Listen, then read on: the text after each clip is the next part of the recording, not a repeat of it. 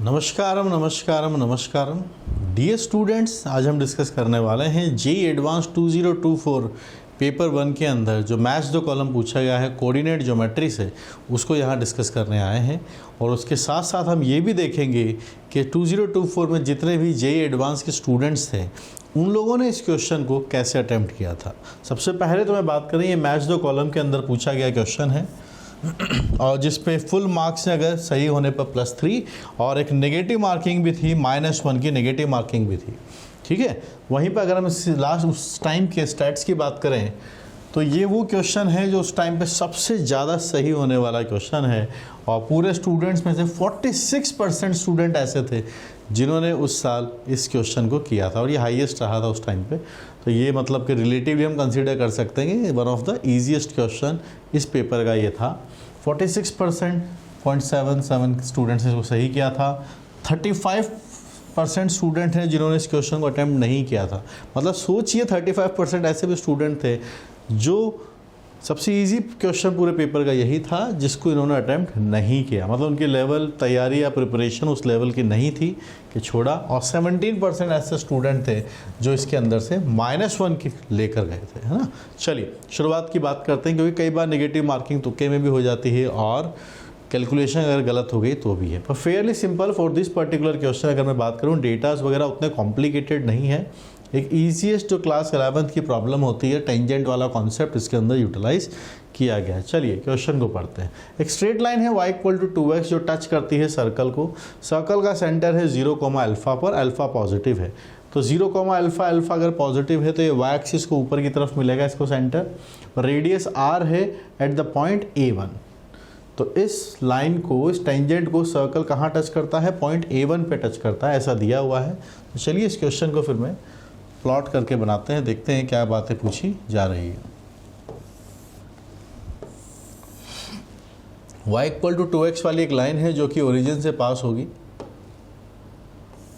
Origin से पास होने वाली लाइन बना दी हमने। y = 2x and there is a circle जिसकी बात हो रही है बार बार।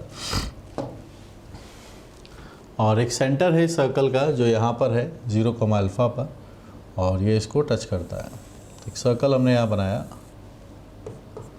दिस इज द सेंटर जो है अपने पास 0, अल्फा पर, और जहाँ ये टच करता है that point is A1। Okay, radius है इसकी r, और इसी के डायगनली अपोजिट लिखा हुआ है B1 is the point on the circle such that A1 B1 is the diameter. तो A1 B1 अगर डायमीटर है तो यहाँ पर है B1 का पोजीशन।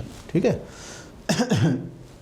फिर A + अल्फा का डेटा हमें दिया हुआ है। अब एक बात बताइएगा,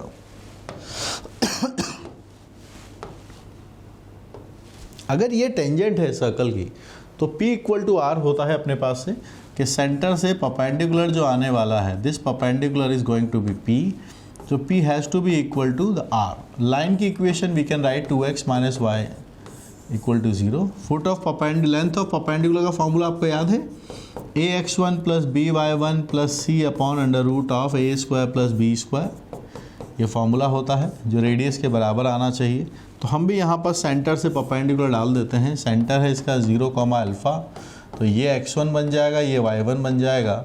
यहाँ पे हम रखेंगे तो पहला वाला तो 0 है, माइनस अल्फ़ा है, अपॉन √a² + b²। 2 का स्क्वायर बनेगा 4, -1 का स्क्वायर इज 1, और it is equal to the radius r। So mod of alpha is equal to √5 times r। और क्योंकि ये दे रखा है कि r फर्स्ट क्वाड्रेंट में है, r तो क्या रेडियस है, alpha first quadrant basically positive है, not on the first quadrant, boundary पर है, y एक्सिस पर है, पर r given, alpha is given as positive, तो मॉड प्लस से ओपन होगा। So this is what we are getting, number 1 condition. और एक कंडीशन हमें और गिवन है ये वाला, जिसमें लिखा है कि अल्फा + r का वैल्यू है 5 + √5।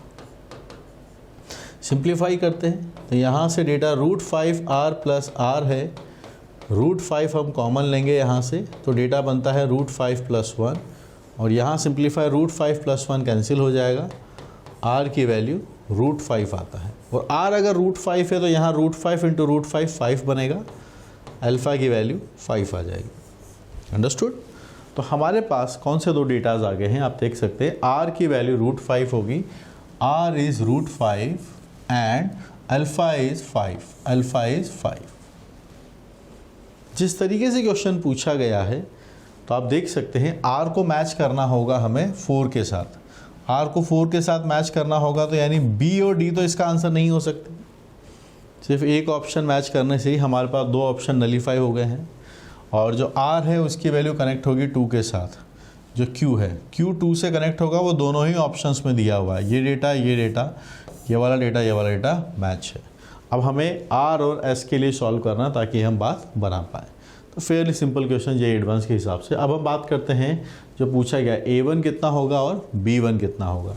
अब आप मुझे बताइए a1 कैसे निकलेगा। a1 इस पॉइंट से, क्योंकि अब हमें सेंटर मालूम चल चुका है, जो सेंटर के कोऑर्डिनेट है वो 0,5 है, ठीक है। और जो a1 होगा it is the foot of perpendicular, this is the foot of perpendicular from centre to the tangent. तो a1 हम निकाल सकते हैं यहाँ से, a1 is foot of perpendicular from the centre which is 0,5 to the tangent। और tangent क्या है अपने पास, टेंजेंट की इक्वेशन है दिस, और इसका फॉर्मूला होता है x minus x1 upon a, y minus y1 upon b, and it is ax1 plus by1 plus c upon under root of a square plus b square. तो यहाँ पर clear है x1 की value 0 है, y1 की value 5 है, और a का वैल्यू 2 है, b का वैल्यू -1 है। यहाँ से तो डेटा रखेंगे x minus 0 upon 2, y minus 5 upon -1, negative, यहाँ सेटिस्फाई करिए, 0 minus 5 and it is 4 plus 1, so it is coming as 1 here. 5 से 5 चला जाएगा, x का वैल्यू 2 आता है और y का वैल्यू आपके पास से 5 minus 1 is coming as 4। So we are having the coordinate of a1 as 2,4। ठीक है, तो अल्फ़ा हमारे पास से कितना आया था एक बार चेक कर लें हम।